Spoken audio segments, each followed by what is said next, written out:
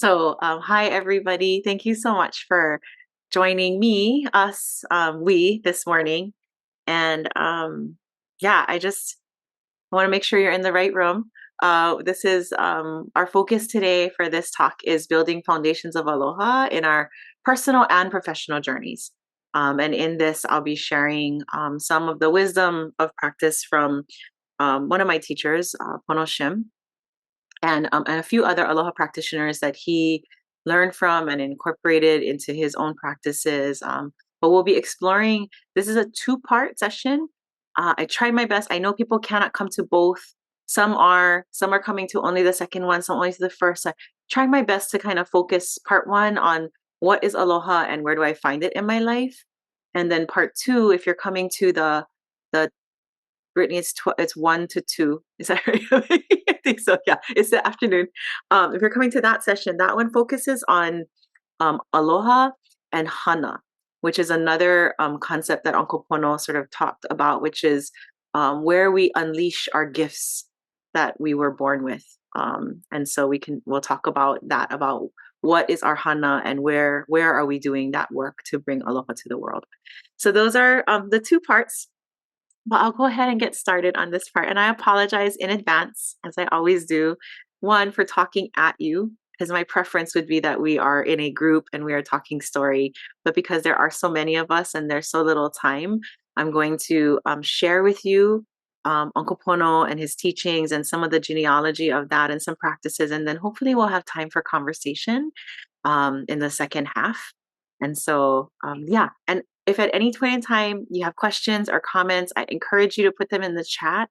I do intend, like I said, to try to get through the part where I do the bad pedagogical practice of like speaking at you for the first like 20 to 30 minutes. And then hopefully we can be in practice and talk story together for the second half, which is what my preference is because that's where the most learning comes from. So I'll go ahead and share my screen and there will be a video at some point, but I'm just hoping that I get the right screen now. Yep. So this is part one of what is aloha and where do I find it in my life. Again, my name is Miki Tomita, and I'm presenting on behalf of the teachings and the students. We are all students. There's thousands of us that are students of Uncle Pono Shim that I am hoping that I represent well in this conversation. And so before I move too much further, I wanted to bring in some of the other members of my team. I work at a company called Education Incubator, and we are hosts of the Foundations of ALOHA program that we co-developed with Uncle Pono Shim. This is my co-teacher, Hejang. Her baby in that picture is now 3 years old, so we need to update our photos. But this is her family, and we always talk about like people want to know credentials, right? All the letters after your name or what kinds of your job experiences are. But for us, probably most important is our children, and who we are as parents and community members. And so we have here. I love that Hejong is our experiential capital connector. She is no scared to do anything. Somebody calls up and says, "Can you guys teach this class? Can you figure this out? Can you help me with this?" We're like, "Yep, we're there. We're kako'o, like always, all hands." And so she does that. And she is the mother of Hayden, and she is expecting another soon in a few months. And so she will be a mother of two. And then this is Logan Narikawa, who is also on our team. Again, whether or not he has a doctorate in American Studies, the thing that we celebrate the most is that he is the father of a very beautiful Kilioi, and partner to Kainoa. And Hayden, and Hejong is partners with DJ. But that's just who we are. Hejong is a student of Uncle Pono as well as me. That's where our aloha practice comes from. Logan is our student in Uncle Pono's practice, but he is also a direct descendant in Aunty Pilahi Paki's practice. So he's one of her circle of mentees. And then mine, I always tell people my list is longer because I'm a decade older than them and I have lots more stuff that I've done. And my daughter is also much older than their kids. So I have a teenager. Her name is Mayumi, and she is probably my greatest teacher and my biggest love. So just sharing all of those things about us and our teams. I am calling into you today from Palolo, was born and raised in Pukalani, Maui. But that is, so those are the places that I carry with me wherever I go. So to get started, this presentation is about building foundations of aloha. So we might ask, what is aloha? And I think many of us have conceptions of what aloha is. There is not really a way to get it wrong, but there are many ways that our understanding of aloha can be deeper. An infinite number of ways, actually, it can be deeper. So one representation of this aloha practice that we have is the teachings that were shared by Aunty Pilahi Paki. You might see this acronym in a lot of places, E akahai, L o lokahi, O olu olu, H ha'aha'a, and E ahonui. We see those on shirts, on cards. People have them on posters. And that wisdom was shared with the world in 1970 by Aunty Pilahi. It was the first time that many people had heard this publicly. She ascended the stage at the governor's conference in the year 2000 at the East West Center. It is noted in the story of that day that she rose to the stage in a red mu'u, very regal, took the microphone and shared this framework or these teachings of aloha, uninvited. Her name was not on the list from what I've heard. But we think that Uncle Pono's father brought her to the conference. And so that is one of the ways that they are connected. This is a picture of Uncle Pono Shim, who I'll introduce to you formally in a little bit. And one of the things that we think about with Aunty Pilahi is not just that she shared this aloha framework or layers and levels of aloha with the world. She also shared this, what we call the prophecy. The world will turn to Hawaii as they search for world peace because Hawaii has the key, and that key is aloha. And so we bring those teachings to mind, and I will share the slides with anybody who wants them after. Sorry, so you don't have to like take notes on things. You can just be with me. You can also take notes if you want. I don't want to tell you what to do. So we invite you just to experience this journey the way that you want. So again, Aunty Pilahi ascends the stage, right? They have, this is a clipping that Uncle Pono had from it wasn't the Star Advertiser at the time because they were two separate, right? Honolulu Advertiser and Star Bulletin. So I think this one is from the Star Bulletin. And it's a newspaper clipping that reports about the governor's conference in the year 2000 and how Aunty Pilahi basically, rose to the stage and shared this aloha spirit and this aloha prophecy with the world. And one of the dignitaries there said, we've been muddling around for 4 days trying to find directions for Hawaii's future. And she's got the answer. The answer is aloha. But what does that mean in practice, right? Like aloha, yes, it's akahai, Hawaii meaning kindness, expressed with tenderness. Like there's all these puzzles and mysteries that could be interpreted for these words that are strung together. One way that people see it, oh, that's really blurry. I'll have to change that picture. Is I always think of this as the Maui airport poster. That's where I see it all the time. It's this big poster as you walk through the Hawaiian Airlines terminal of what is aloha. And so this poster is in the state capitol. It's in a lot of workplaces. That's one way of manifesting what it means to be aloha and to practice aloha. Another one is the Hawaii Revised Statute 575, which is called the Aloha Spirit Law. It's actually in our legislation in Hawaii that everything that we do will be based on the aloha spirit, and that it is the coordination of mind and heart within each person.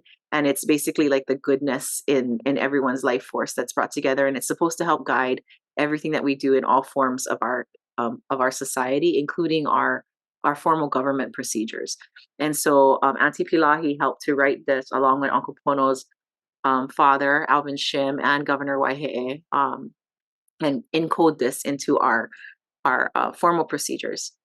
But what does that mean in practice? So to share with you a little bit about my teacher's story, Uncle Pono Shim, he passed last year, 2022.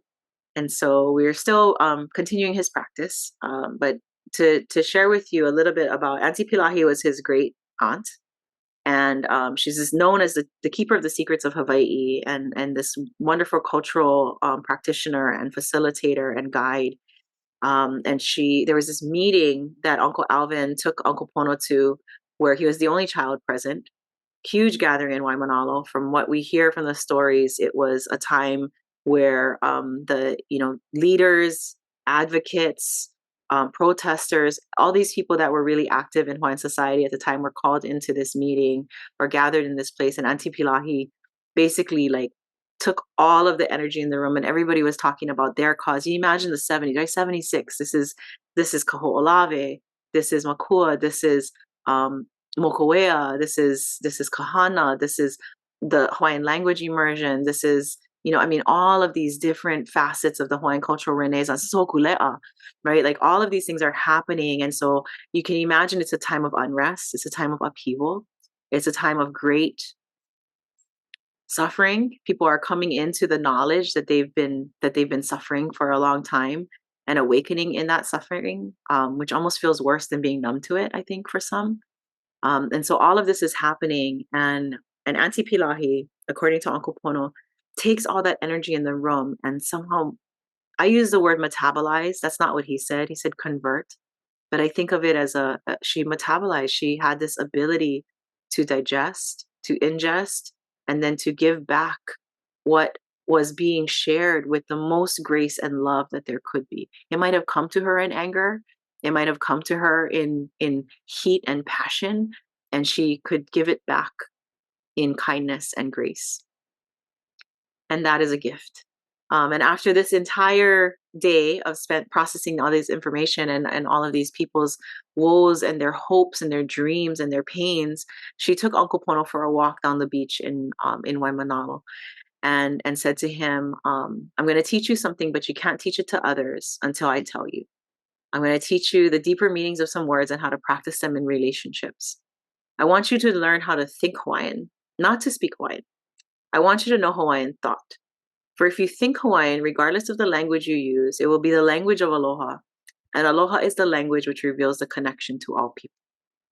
So she's speaking of above the practice of one cultural language or one linguistic practice, but to go to the language that can speak to all people, which is aloha. And I think of this because of the work that I do with Kaiapuni, or the Hawaiian immersion schools, and how, I think it's accepted that initially what we did was translate Western education materials into Hawaiian language in an attempt to bring back Hawaiian language. And Aunty Pilahi, I think, was responding to that at the time by saying, like, that's one way, but now we have to make sure that the actual cultural and emotional and spiritual practice is intact as well. And so that's what she gave to Uncle Pono. And what I will do is bring in now Uncle Pono into the room. I'm going to share with you a video in which he talks about what she shared with him. And so for those of you that know Uncle Pono, you know this video. For those of you that this is your first time meeting him, I'm honored to be the one to press play on this so that you get to build your relationship with him.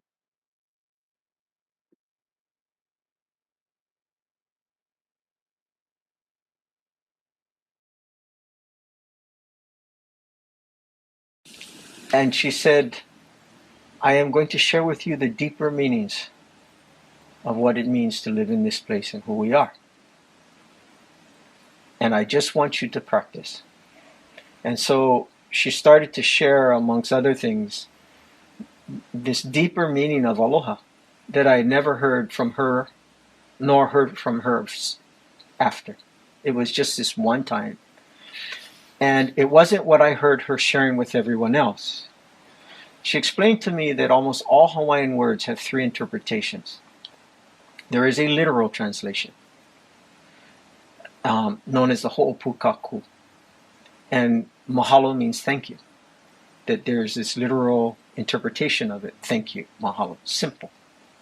Then there's the kauna, which is that poetic essence of our language, the beauty of the poetry of our language, and the metaphors of our language. And that's the second. And then she said, and then there's a third. And the third is known as the noahuna. It's a spiritual, esoteric meaning of our words. And she said, the first two were taught, but the third was not taught, it's passed. And it's passed to the learned ones known as the kahuna. And she said, I am going to share with you the deeper meanings of the words that make up the essence of who we are. And I want you to practice living them. So when she shared aloha with others, and she began with akakai, with me she began with ahonui, the last A. And the reason why she said she's beginning with Ahonui is because she was beginning with the Ha of Aloha. Because she said the Ha is the essence of who we are. And for us, it begins in our center, our Ha, our breath. It always begins there. So she says, you go back to the Ha. She even related it to other cultures or heritage. She said the Japanese, it's Ki, Ki-ai. Chinese, they call it Chi, the Chi energy. For us, we call it Ha, because it's the essence of our breath. It begins there. So she begins with the Ah of the Ha, the Ahonui. And the literal translation of Ahonui is perseverance. Persistence is its essence. And she tells me, I'm sorry, patience and perseverance. And she tells me that Ahonui means waiting for the moment. And she said, you are Ahonui, direct. You are Ahonui. You're waiting for the moment because the moment is coming. And it may not come in your lifetime. But you are always prepared and preparing others for the moment. You are Ahonui. Now notice she expands it from just my segment of life to before and after me. That Ahonui is, I'm waiting for the moment, but that moment has implications much beyond me. So she's expanding me that it may not come in my time, but I am always waiting and prepared for the moment that could not possibly come in my time. So it takes us beyond generations. And if you think about patience and what is the image of someone who's being patient, the image of someone who's being patient is almost like boredom, you know. It's like, I'm being patient. And what's the image of Ahonui that she gave me, waiting for the moment? Present, alert, waiting, anticipating. Very different than what I see most people interpret as Ahonui, the literal translation. And she said, an eagle, a hawk, a shark are never patient. They're always waiting for the moment. She said, you are Ahonui. Then she jumps to Ha'aha'a. And Ha'aha'a, most people know as humility. That's what she shares. And she says, Ha'aha'a means to be empty. To go to emptiness, to become nothing. To go to emptiness, to go to zero. She said, only when you're empty can you receive. Ha'aha'a means empty. And so you need to find emptiness. And then what she does is she puts the ha'aha'a, and the ahonui together, the ha, and she ha's me.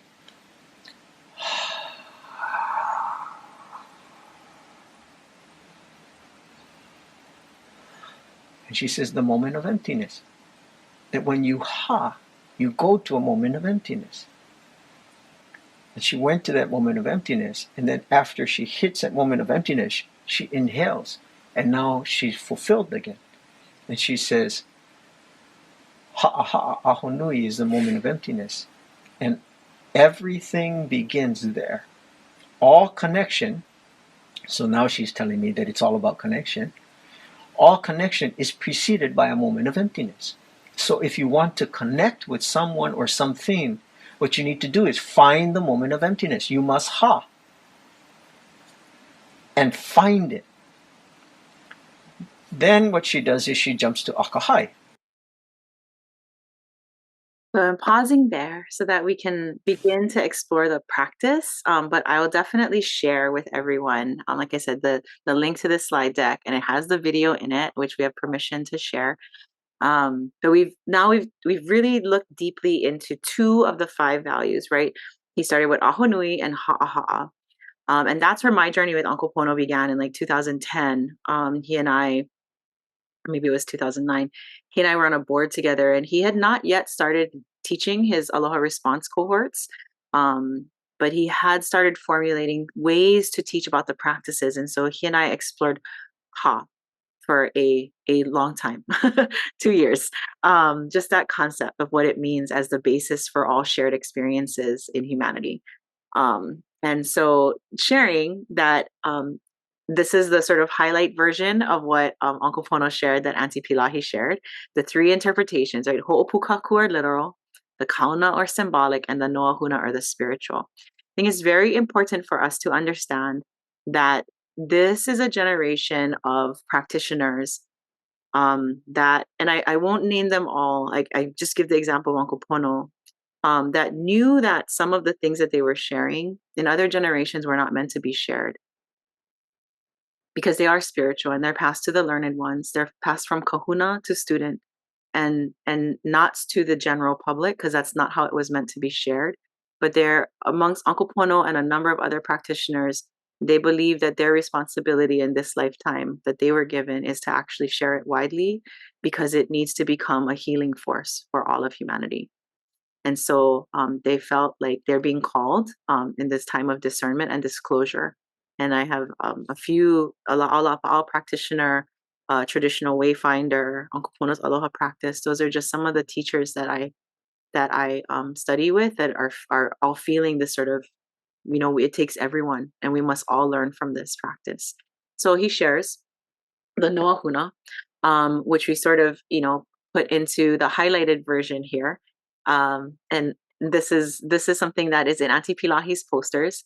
Um, and so what I want to do for the next couple minutes is really think about those aloha practices. So Uncle Pono was not allowed to share, right? The very first thing that Aunty Pilahi told him is, I'm going to share with you these things, but you cannot teach them until I tell you.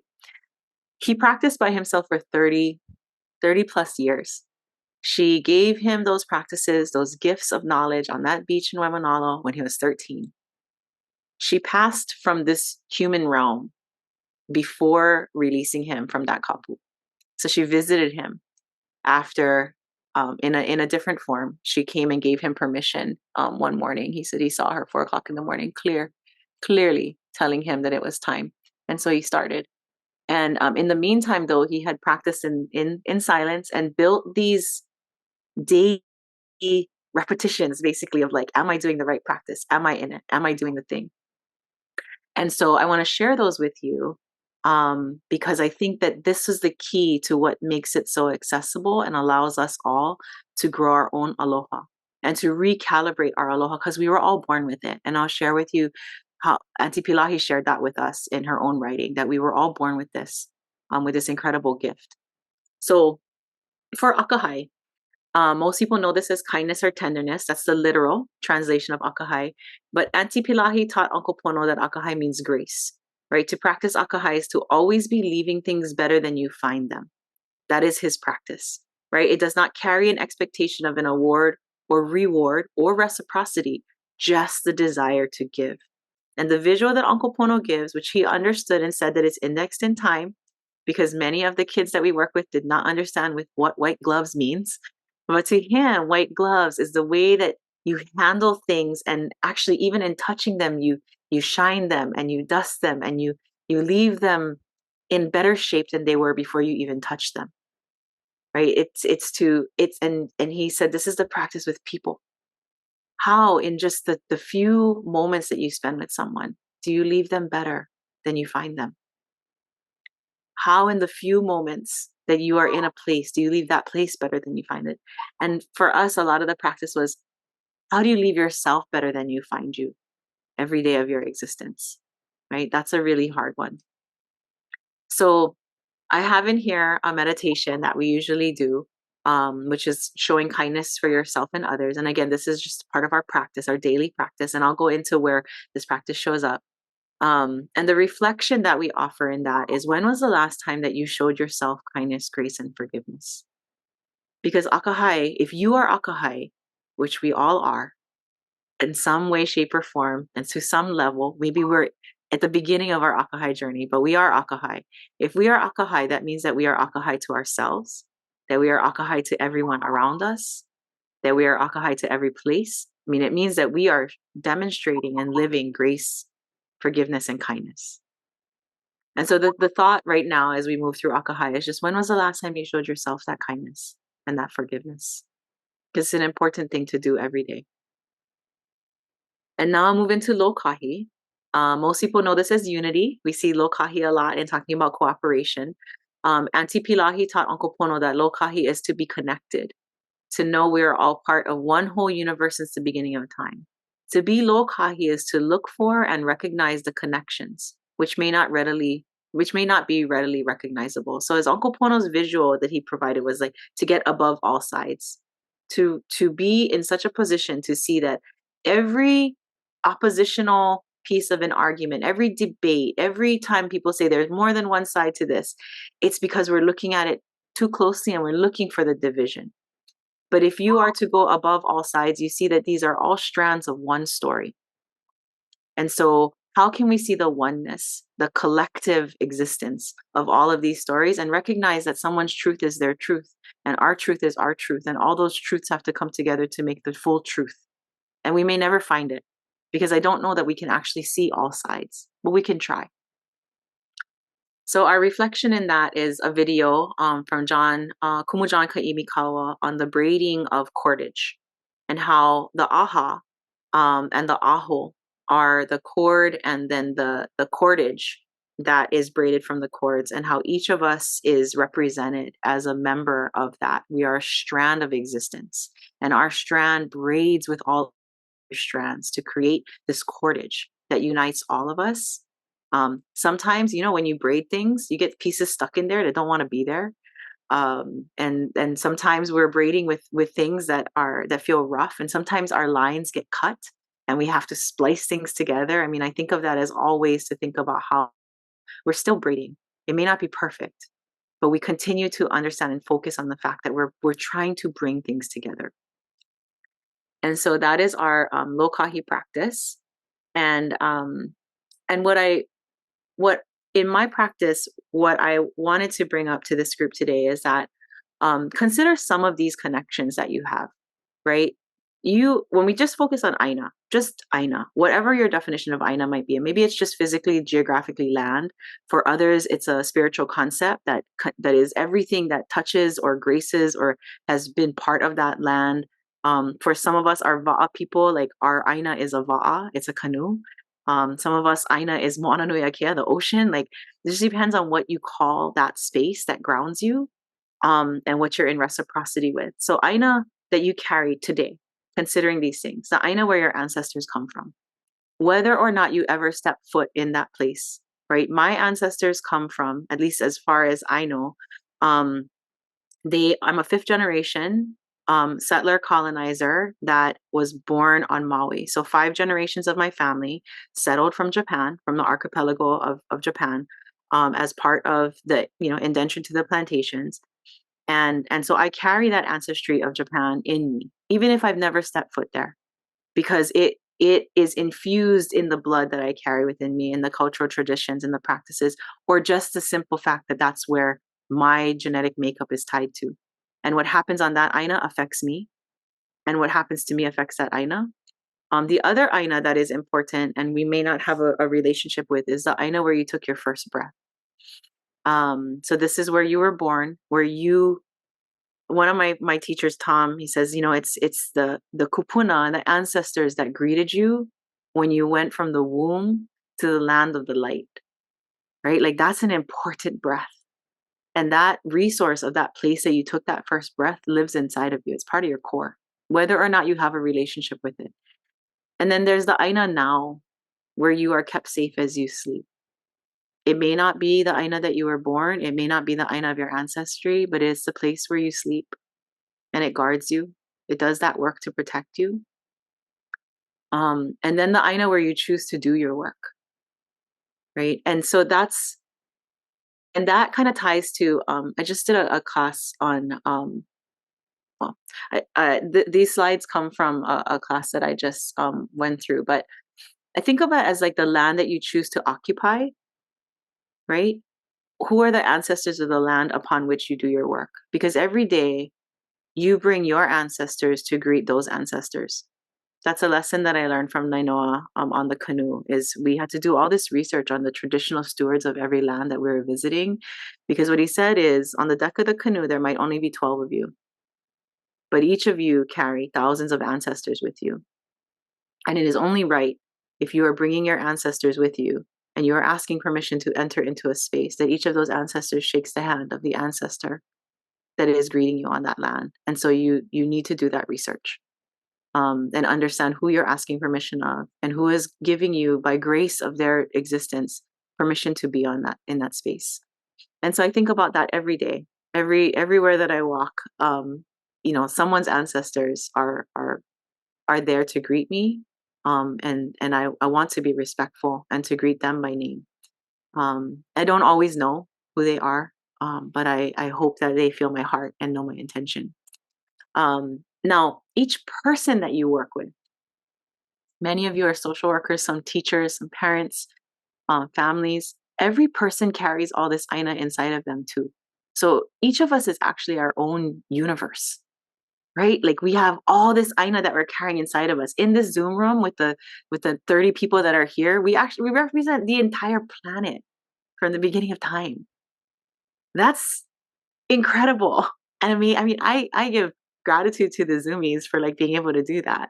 We brought the whole world into this space somehow. Every ocean, every land, every place that gives breath, right? We're all here together in this space, and we also can give gratitude to Hawaii, to the place that we call home and the place that we do our work, and her stewards and her kanaka, right? And those people that are in pain from being displaced in their homeland. Like those are all things that we can do in our work. And so we think about all of those different aina that are present everywhere. And so the reflection there, what are the cords and braids that you're a part of, and how strong or weak are those connections? We can every day assess, did I strengthen those connections? But also, I know we don't want to ever think about severing ties, but sometimes that's important for us to grow. And so which unhealthy things, binds, am I stuck with? Which things are tethering me to things, practices, to people that are not helping me to live into my greatest aloha and into my divine inspiration, right? Those are things like, am I part of unhealthy braids and cordages as well? Is something to reflect on. And you think about olu olu, which is the next practice. Most people know this as gentle or pleasant. Aunty Pilahi taught Uncle Pono. Olu olu is gentle like you're carrying a baby. I love this. It's like the easiest one to think about. Gentle enough to not bruise the baby when you're carrying the baby, but strong enough to carry the baby without dropping, right? Like so simple. You have a baby, you don't crush it, but you don't drop it. And that's olu olu. How are we olu olu in all situations? When someone comes at us with a differing opinion, when they are, really like pointed, weaponizing their words, how do we be olu olu with that person? How do we understand their spirit and their intention? How do we do this with ourselves? How do we do this with every relationship that we have? Gentle strength, right? That's what the olu olu practice is. It means also doing the right thing at the right time, even in uncomfortable situations, because you see it from the long, long view above all sides. These things are additive, right? That we might make a difficult decision now, but it's because it will be the best decision from the long view. And I think what we find is that often we've become very comfortable with being a little bit uncomfortable, because we don't want to make the deep change that will cause a deep discomfort in a short instant to make a complete transformation to a better world or a better state of being for all. It also means sometimes that some of us sacrifice more than others and are more uncomfortable than others to get to that end state. And I think we feel poorly about that. How come I have to give up so much and this person doesn't have to give up as much in order for us to get to a place where we're all taken care of? And that is because we were raised in a scarcity and a divisive kind of way. And if we begin to see that this is because we have accumulated resources, like for me, intergenerational wealth, and being able to, my parents own their home.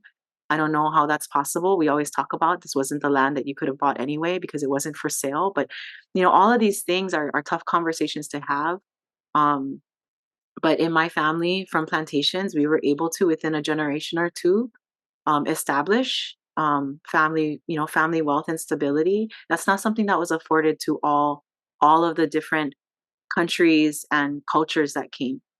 And so we can think about that, like maybe we do have to give more because we got more. And so just that kind of like, how do we put ourselves in that frame of reference or frame of mind? From the canoe, we think about olu olu practice in lashings versus nails. This is a really big aha moment that I had once when I first started sailing and helping to do dry dock work with Hokulea is that these are miles and miles, or I mean, over the course of the canoe, so much cordage and lashing that ties together each of the parts of the canoe. And so when we dry dock the canoe, we take apart all the lashing and we fix all the pieces. And when I tell the story about Hikiana Leah, Hokulea's little sister, that came to us in like 2014, nope, it was before that. Um, that she actually had some pieces of her that were nailed. They were there were wood screws and wood nails that tied down some of the pieces, and you could hear her.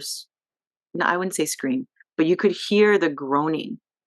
That is not the same kind of groaning that we hear with the lashing, and you could hear things slamming against each other because what happens when you nail things together is now you've punctured two pieces in an attempt to bind them together in a way that is not flexible. With lashings, you tie together two independent pieces, letting them remain whole. And you lash them together, knowing that you're going to unlash them so that they can be repurposed and that they can be regenerated later, right? That these pieces may not be together forever, but when you nail them, that's permanent and it starts to cause damage. And that's when we get wood rot, and that's when we get termites, and that's when we get splintering. But the lashing doesn't do that.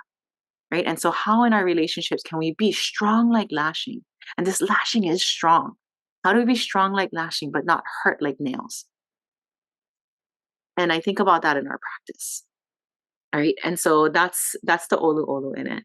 And so the reflection there is just thinking of a recent difficult situation you face and how what might have been the olu olu response to that situation. Did you try to nail things together? Could you have lashed it? Right. Or release the lashing and let two pieces that want to be separate and allow them to be in their own way. Because from the longer perspective or heaven's perspective, maybe they were never meant to be tied together in that way. And so those are sort of the olu olu practices. And then ha'a ha'a. Most people know this as humility. Aunty Pilahi translates ha'a ha'a as to go empty or be empty. In this, the practice is listening, to listen so deeply we can hear what is being said beneath the words, to listen beyond and beneath the words, observing where the words are coming from and what might be causing them. And Uncle Pono used to say, listen to the words not spoken. How do we hear what's not being told? We have here just a few quotes from authors that my co-teacher Hejong loves. And one is, in order to empathize with someone's experience, you must be willing to believe them as they see it and not how you imagine their experience to be. So I think that's really hard because, of course, we come with our own universe, right? Thousands of ancestors shaped our eyes and our ears. Um, But if we're looking to connect and not correct, we want to hear things and see things and feel things from someone else's perspective. It doesn't have to be our truth, but we have to know that it's theirs. And then Mark Nepple, in one of his books, has this quote as well: to listen is to continually give up all expectation. Right? That's when we know we're hearing. To give our attention completely and freshly to what is before us, not really knowing what we will hear or what it will mean. In the practice of our days, to listen is to lean in softly with the willingness to be changed by what we hear. And so there is humility and empathy in all of listening. I'll share with you, this is a quote taken from Tales of the Night Rainbow, which is an oral history from Molokai. It's an oral history as told by Kailiohe Kame'ekua, and this was put together by her grandchildren, her descendants, Pali J. Lee and Coco Willis. But this quote I think about as like, what does it mean to empty ourselves so that we can accept or to be present? Each child born has at birth a bowl of perfect light, which is a gift from our Aumakua, our higher self. If he tends his light, it will grow in strength and he can do all things. Swim with the shark, fly with the birds, know and understand all things.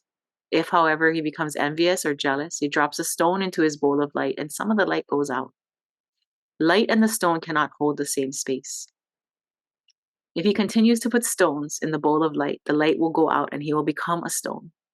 That stone does not grow, nor does it move. But if at any time he tires of being a stone, all he needs to do is turn the bowl upside down, and the stones will fall away and the light will grow once more. So we can make a decision to empty. It may not be easy. the number of stones that we have, maybe more and heavier than anything that we could ever imagine. But we also, and I think sometimes we tell ourselves we put them there, right? When in actuality, some of us were born with stones from society stacked against us. And so how do we overturn the stones, that we never put into our own bowl, but that other people filled? I think that's the deepest part of the practice. And I don't know. I think it's just finding people and resources to help you understand I did not put this stone here, but I carry it. And I need to find some way to overturn this bowl and let that stone go. And so there are those stones. And so just a reflection, was there a time in your life when you felt yourself shift your perspective and you could see something from someone else's view? What did you have to let go of? Right? What was it that you made space for? And then in Ahunui, which is the last of the practices, it literally translates to big breath. It's often said to mean patience. Aunty Pilahi taught Uncle Pono that Ahunui means waiting for the moment.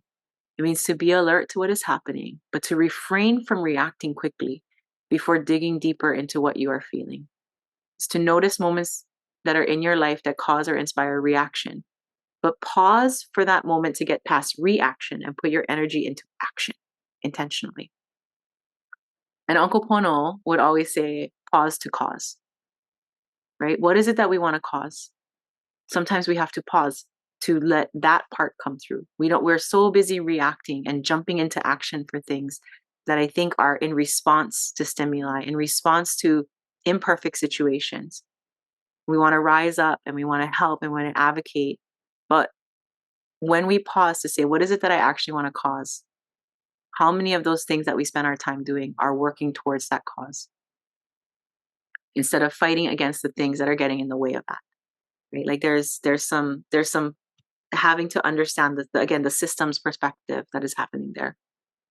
I have a short video from Uncle Pono here, but it has me in it, and I don't like that. So let's see. Let me move past that, and then we'll come back and see if we have time. So where are we in the journey of our becoming? Is our Ahunui practice. What are we trying to cause in our life? Pause right now, today, this week, this conference might be your pause to think about what it is that you're trying to cause in the world.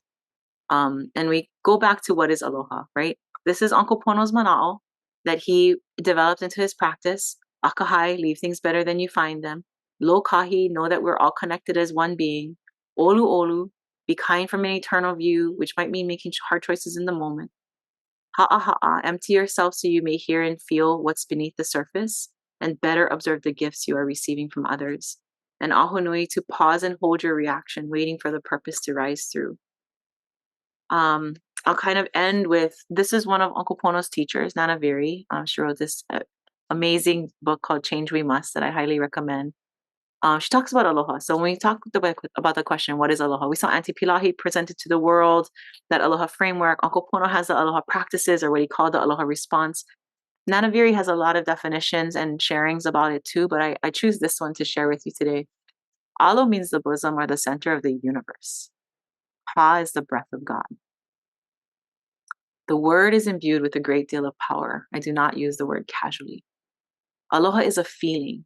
It is a recognition of the divine. It is not just a word or a greeting. So in this, Nanaviri unpacks for us ho'opukaku, the literal, which aloha is a word or a greeting. The kauna, right? Aloha is a feeling. And the spiritual, it's a recognition of the divine. And so we're going through all those levels just in this really short excerpt from her, which might remain undetected if we didn't hear from Aunty Pilahi, her mana'o, about those three different ways to conceptualize aloha. None of them are wrong. Aloha is a greeting, right? But it is so much more than that as well. And it depends on how you intend it and how it is received. And so there are multiple ways that we can think of this. And I bring to you Aunty Pilahi.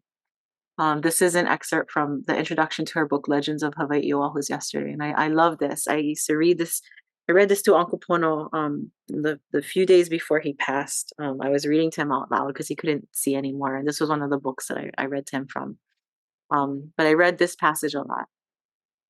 Aloha, as translated and interpreted by my ancestors, was an element of life. It was an element vital and important to their daily habits in life. Aloha for them was the spiritual essence endowed to man in his and her beginning. Aloha was that tiny glow or spark to and in life, which enabled man to imply his thoughts and apply his heart to the imagination and emotion of his and her soul. So, aloha is your essence of being. It is the light that you are born with. It is the light that connects you to all lights of all other beings, seen and unseen, living and more than living since the beginning of time. That is your aloha, right? That's one way to conceptualize it.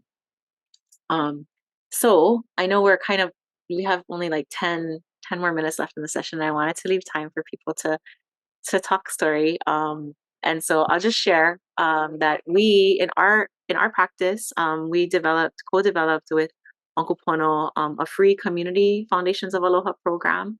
It meets daily. Our next cohort, we're hitting cohort 25. So we've been doing this since March of 2019, I guess. The cohorts are 5 to 6 weeks long. It's free. We don't take attendance. Don't worry about signing in or not signing in, coming or not coming. It's just open for anybody to come. We ask for registration because we actually do send out supplies to people because our practice also has like you see these little makery kits. We build things. We look for creativity challenges. We work with whole family learning, but also learners of all ages. And so this is a registration for our 25th cohort coming up. It starts October 1st. On Sundays, we meet at 4:30 for an hour. And then we meet every day, weekday at 7:15. We usually end that session at 7:30. It's very short. People call in from the road. Teachers call in from their classroom, sometimes with kids. Other people call in from bed. Some people call in from yoga on the beach, like whatever you want to do. 7:15 to 7:30, we kind of do a like, here's the value today, here's a creativity challenge, here's a movement challenge, and I offer a mahina mana'o, which is my way of sharing a few of my teachers all together at the same time and what they inspire me to think about. And then at 4:30, we have a 30-minute debrief session. The afternoon sessions sometimes get a little spicier, mostly adults at that point, and they're talking about challenges that they might have had during the day in their aloha practice. We often talk about how we failed at aloha that day. And so, there's a lot of bringing in the challenges of the day. And so some of the language gets, like I said, a little hot. But we welcome anyone of all ages to that as well. And yeah, and I just wanted to kind of end on just the mahina mana'o for today, because it's something that people like, and we have a way for you to sign up just for the mahina mana'o, because somebody asked for that, and so now we have a couple hundred people that just get this over email every day. So this is inspired by the wisdom of my teacher Tom Penna at Home Kupono and my teacher Pono Shim of the Aloha Response. Mahina set akua at 5:39 this morning and will continue to grow in her fullness, rising again at 6:15 as koku. She will reach 100% illumination at 11:57 p.m. The wisdom of Mahina Hoku speaks of fullness, of brightness, of radiant femininity. She fills the night sky with her light, illuminating our nighttime brilliantly, complementing and balancing what Kala or the sun does during the day. In our ha'aha'a practice today is Thursday for us in our daily practice. And so ha'aha'a is always our Thursday practice. In our ha'aha'a practice today, consider what fulfills and complements your actions, your words, and your thoughts. Is there anything we need to empty ourselves of in order to reach our full illumination? What place or person speaks to you as your inner voice, shaping the way you show up in the world? And so that is our mahina mana'o for today. And yeah, that's the end of the presentation. I'm going to stop here. And I know we have 10 more minutes. I want to see if anybody has any questions or anything to share. I'm really open to anything. And so many of you are students of other Aloha practitioners and or students of Uncle Pono that have much more proficiency probably and practice in this than I do. So I welcome your guidance and your mentorship as well. When Uncle Pono informed me that he was naming me as his successor. That was one of the biggest sort of debates that we had. That was me not showing my humility and emptiness. I came full of stones. I was like, no, I am not going to be your successor. You have to choose somebody who is of your family and Hawaiian and all those things. But we worked through it, and I'm trying to just. I was told by one of my other mentors that when you're ho'okuleana, you don't really get to choose, and so I choose to just share Uncle Pono with all of you. Yeah. Any questions or thoughts or anybody want to share anything? I could also use this time to share that video that I skipped. It's totally up to you. However you would like to use the time. I know it's only 8 minutes. You can also like I, go I stretch. need I need to say something to the group. And when Pono chose Miki, I was curious too. Like, oh, because Miki's, she's not Hawaiian, and when I met her, oh my goodness, Pono chose well. Pono knew what he was doing. And all of you you don't realize what an honor it is that Miki is sharing this with us. I feel Pono, and Pono, yeah, it's like this is such a amazing, and it's a wonderful time. And Miki, we are so honored to have your presence and your spirit with us.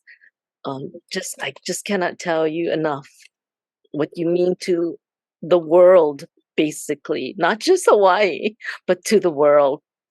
Um, yeah, just so everyone realize that it's like you're in the presence of someone just so amazing. Oh, Dr. Patty. Love you. Can I share something? Yeah. My name is Val, and I'm just like Patty. Like you said, Japanese, right? Guess what? I'm half Japanese. Anyway, so while she was reading about aloha and everything, oh my God, I've had a challenging month, and just to see, and she explained everything. It was like to the point. She's telling me something. She's telling me the story, and it's like, okay, I need to go back and watch this video and share it with others that are going through it with me. I mean, it's so touching. Just to let you know, Miki, it's like you was reading my mind from what happened to me in September. I just want to thank you.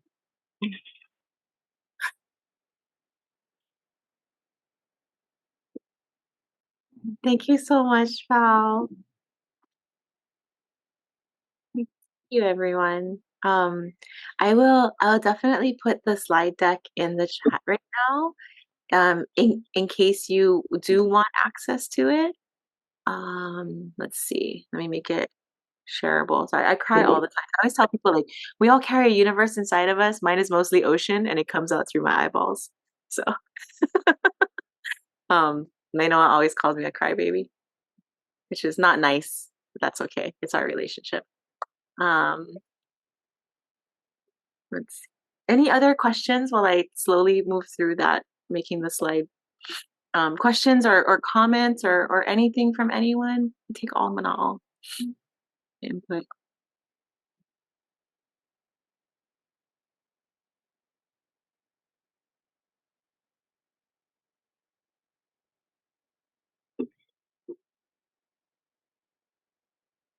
Thank you, everyone. Maybe then what I will do, let me see. Oh, does anybody have anything they want to share? I'm just gonna see how long this video actually is because we can play it, and anybody who wants to leave, you're totally welcome to. It's about 5 minutes, so maybe I will play it, just so that I because I put it in the deck and I know there was a reason. My co-teachers always tell me I take it out because it has me in it, and I don't like anything that has me in it. But it is a really, really wonderful story of Uncle Pono. So maybe I'll just share it. Okay. Uh, let's see. I believe that because of Hawaii, because of where we are, that there's this very, very profound sense of caring. The first folks who came here left a place that probably was safe, maybe not, but they journeyed a very long distance. I mean, this is the most isolated archipelago in the world.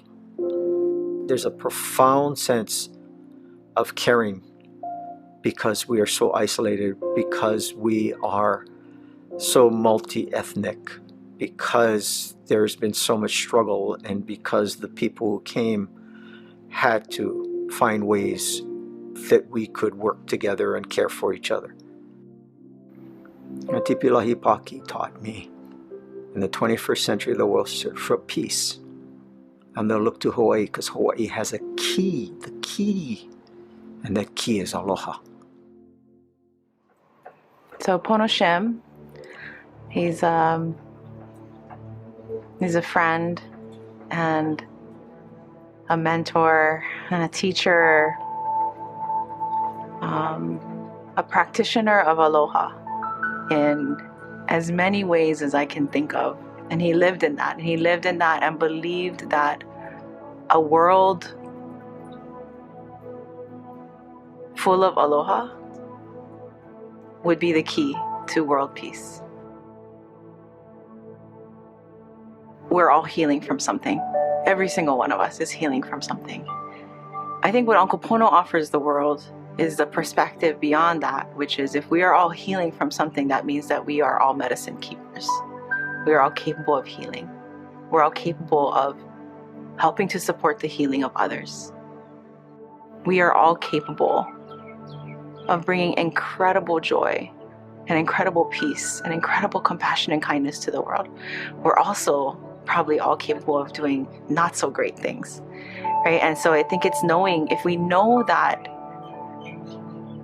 we are all healing from something and we know that we are all carrying medicine, then we also know that we can all work together or contribute to a whole and healed planet, right? So that we don't see the divides between people, so that we look at people not for their trauma, but for their medicine and their gifts.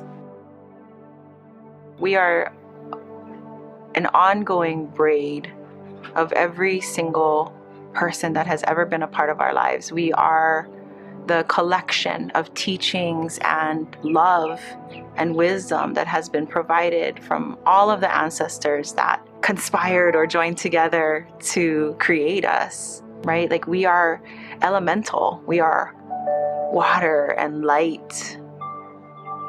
And I think in a way, a Pono Shim existed in a place like Hawaii because we are surrounded by water. And so this very beautiful place that he called home, that he draws his lineage to, that he is indigenous to, like, he helps us all to see the healing potential that is Hawaii, that is aloha.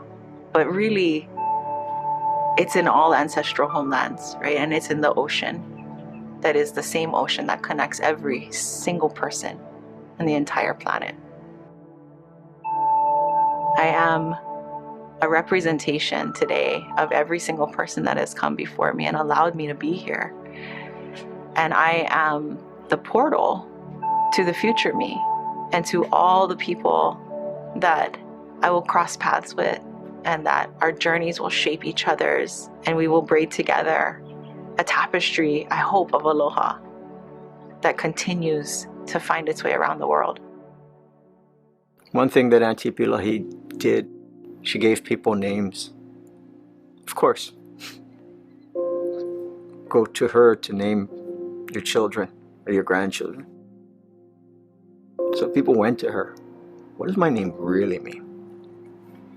And she told me that there was one word she would never define for me. And she said that word is pono. And she said, you will live your life, and when you're pau, people will know what it means.